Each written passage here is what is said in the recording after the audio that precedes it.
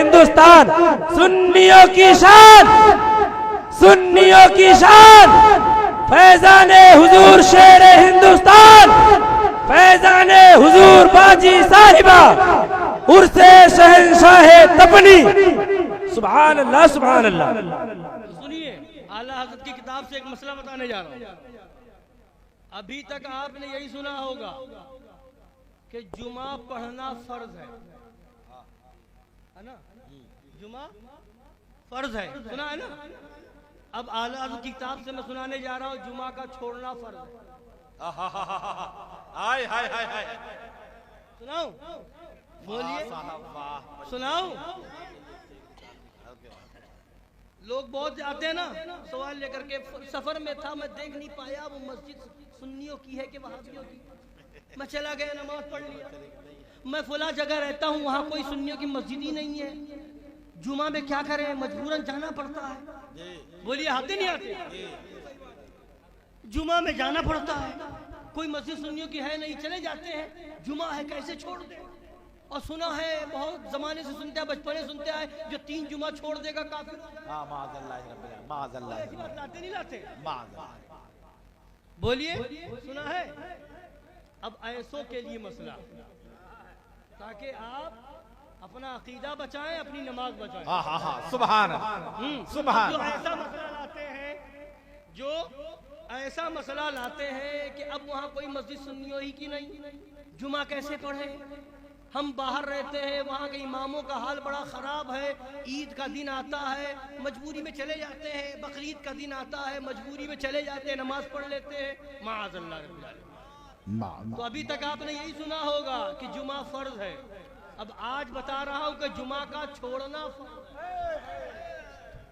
سنیے، اعلیٰ حضرت فرماتے ہیں الغرض وہی جمعہ یا عیدین کا امام ہو، یعنی عقیدہ جس کا خراب ہو، وہابی ہو، دیوبندی ہو، رافضی ہو، قادیانی ہو، جس کا عقیدہ صحیح نہ ہو، اگر وہ امام ہو کسی جگہ پر اور وہاں پر کوئی دوسرا اپنا صحیح عقیدے والا امام موجود نہ ہو، اپنا صحیح عقیدے والا امام موجود نہ ہو، سب وہی غلط عقیدے والے وہابی، دیوبندی، رافضی یا قادیانی یا جو ہے دیوبندی یا اس طرح کے فرقے والے غلط عقیدے والے ہی امام ہو، ایسے لوگوں کی ہی مسجدیں ہو، تو اعلیٰ حضرت فرماتے ہیں وہی جمعہ یا عیدین کا امام ہو اور کوئی مسلمان امامت کے لیے نہ مل سکے تو جمعہ اور عیدین کا ترک یعنی چھوڑنا فرض ہے. سبحان سبحان اللہ سبحان. جمعہ کا چھوڑنا سبحان اللہ سبحان اللہ. عیدین کا چھوڑنا فرض ہے.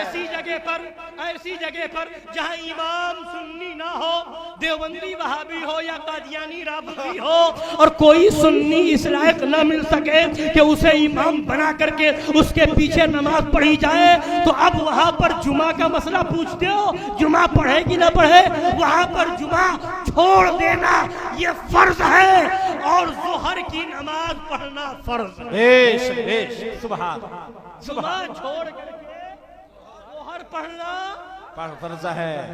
جمعہ چھوڑ کر کے ظہر پڑھنا فرض ہے. فرض ہے. لہٰذا اس بات کو ذہن میں رکھیں، یاد رکھیں اور لوگوں تک پہنچائیں کہ عقیدہ پہلے ہے، امام کا عقیدہ دیکھنا پہلے ہے.